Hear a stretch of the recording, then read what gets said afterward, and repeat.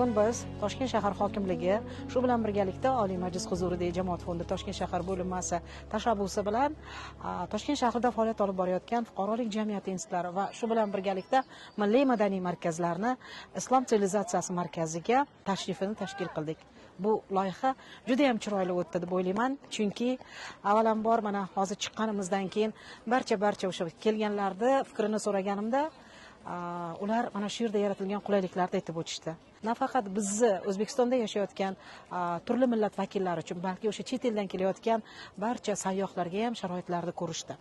Men o'ylaymanki, bunday loyihalar hali davom etadi va bu yerga kelgan inson turli xil nafaqat tarixiy yodgorliklarda, balki bu yerda yaratilgan sharoitlarni ham ko'rib xursand bo'lasiz.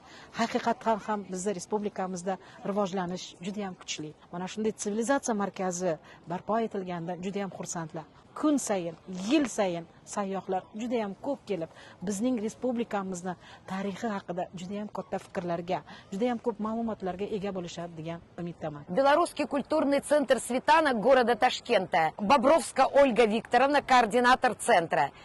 Мы хотели бы поблагодарить хакимиат города Ташкента и лично Кучкарову Хаитхон Алиевну за такое прекрасное мероприятие, которое было нам предоставлено.